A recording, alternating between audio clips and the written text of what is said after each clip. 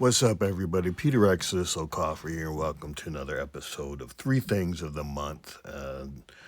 We're doing January, February, and March 2026. So let's start with the three things. I'll just tell them, shoot them off real quick, and then we'll jump in. So, number one, David Green of NPR is suing Google for cloning his voice. That's one. Two, the FBI investigated child sex abuse claims against Michael Jackson. They never filed charges. That's number two. And three is the subgenres of classic rock. It seems like this is becoming a thing, and for whatever reason lately, this is starting to crystallize. So yeah, we'll let's look at all three of them. So first, David Green. He does NPR's morning edition. So to put this in context, I mean, his voice is he's a radio guy, and so his voice is his calling card. And Google Notebook LM, and this is a service through Google that allows someone to do a podcast with an AI host. And then, within this system of Google Notebook LM, there's a voice named Charlie, and David Green thinks that is him. And, never went to David Green. Folks heard this and they're like, David, this voice sounds an awful like yours. And he listened to it and it kind of freaked him out. Google said that, the lawsuit's baseless. I have not jumped in there to listen to David Green or whatever. This was big news probably 6 weeks, 8 weeks ago for a couple days. We'll see where it goes. But this is interesting. I mean, it's interesting how this is starting to play out. Name, image, and likeness, not in the sports context, but in the entertainment context. So, Val Kilmer passed 2025. He allowed the movie came out, I think, at the end of the year, where he gave permission for them to use him in the movie, even though he had passed. So Tom Hanks is on record, at least according to Google, saying, yes, you will see me, after I pass in movies. Kiss has said, the Kiss holograms and whatever, concerts. I mean, that's going to be a thing. Star Wars, James Earl Jones basically, gave Star Wars permission, obviously for money, that they can use his voice for Darth Vader, forever, essentially. Carrie Fisher also gave permission for Star Wars to use her name, image, and likeness in future films. So, interesting times we live in, and yeah, I'm just throwing that out there. We're going to see more of this stuff, and with these language learning models and whatnot, this will become a bigger thing. So this is another thing. I think in the last 3 or 4 months, has come out on some of these. The first time I saw, this thing with Michael Jackson and the child sex abuse cases, I always love to jump in at, check in on reels, and, they're always doing documentaries on musicians. And I can't remember. This could have been PBS too, or maybe no. But actually, it's probably one of the YouTube documentaries on Michael Jackson, and where they said that the FBI investigated Michael. As you know, there were he was arrested twice. The first time, he settled, and the charges were dropped. The second time, he was acquitted, by a jury of his peers. Both of those times, it's come out, the FBI assisted the local county prosecutor and evidence and whatnot. And then I think probably the second time the federal government decided they need to look at this because there was a possibility. I mean, this all took the trials and the rest took place in California, but there was a possibility that other states may have something like this may have happened, and once you leave state boundaries, that becomes a can become a federal issue. It could also be a federal and a state issue. So let's say, in theory, another allegation happened in, say, New York City. I mean, the feds would get more involved. Plus, if they chose, the state of New York could get involved. So, at least on two occasions, the FBI got involved, and they did not find enough evidence to charge Michael with a crime. So it's pretty interesting. I know a lot of the Finding Neverland, I think, was the name of the HBO, and years after Michael passed. And some people, I never saw it, but some people, saw that and was like, well, this is a problem, yada, yada, yada. Maybe, we need to re examine, Michael and the child abuse cases. I would argue that, FBI is the most thorough law enforcement agency in the world when it comes to investigation. I mean, think of all the terrorist attacks and how quickly they get the evidence, and that within 48 hours they have all kinds of evidence usually, and then they have essentially a bio of whoever once arrest is made of the person. So I mean, they have a massive investigative ability. Um, So yeah, I think and again, remember the Boston Marathon. Now, as we sit right now with these Jeffrey Epstein things, I mean, one of the differences I think is people fault the FBI, but remember the FBI. Just does the investigation. They don't go to court. Now, the Jeffrey Epstein situation is problematic because there are, you know, from the files released by DOJ, it looks like there were claims made to the FBI, and the FBI didn't follow up. Now, I still think it differs, though, in that, you know, certainly with all the strange things. I did Michael Jackson and branding an episode on that, and I said Michael took it too far. With the whole Barnum Bailey quote that there's no such thing as bad publicity.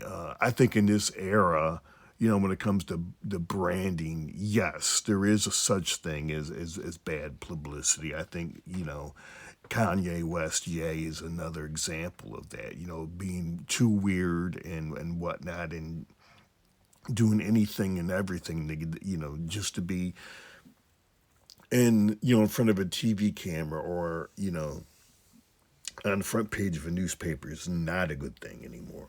And I say that because most people thought Michael was guilty. You know, leading up to the first and through the second trial. So I mean, I don't think the Jeffrey Epstein thing is as relevant to MJ because I mean people are concerned about the Epstein situation because they think, billionaires and millionaires basically, lawyered up and bought their way out of, being accountable.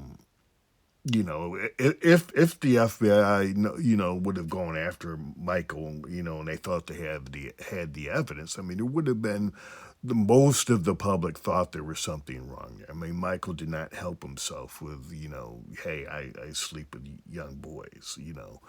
We know Michael's childhood. There's an explanation for that. Certainly is strange and problematic. With a grown man sleeping with in the same bed, with kids. Is complicated, but I don't think the Epstein thing is relevant here. Folks want to go there. Again, the FBI is pretty, and yes, it can get political, but I don't think the FBI would try to either be afraid to really go to a grand jury or go to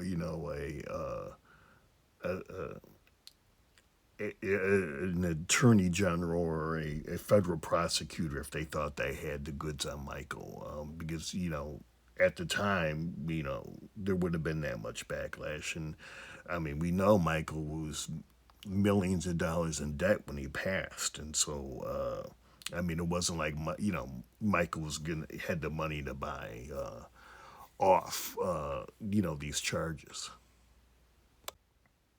So yeah, I mean, I'm still going to go back to the notion of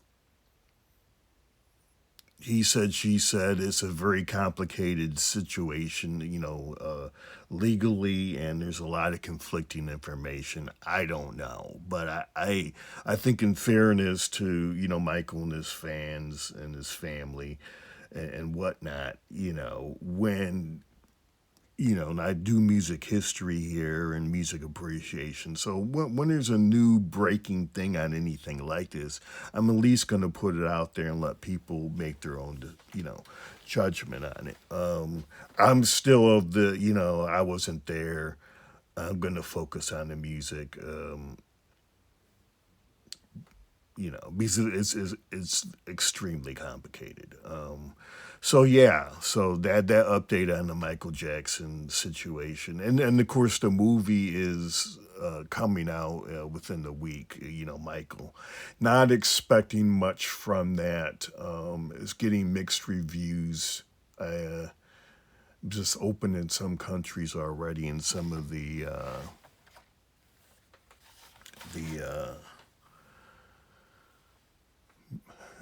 critics, movie critics, have already seen it. So, and one of the criticisms with obviously is they don't deal with the child abuse, but according to some of the reports, I mean, it's a catch-22 because the settlements were, said that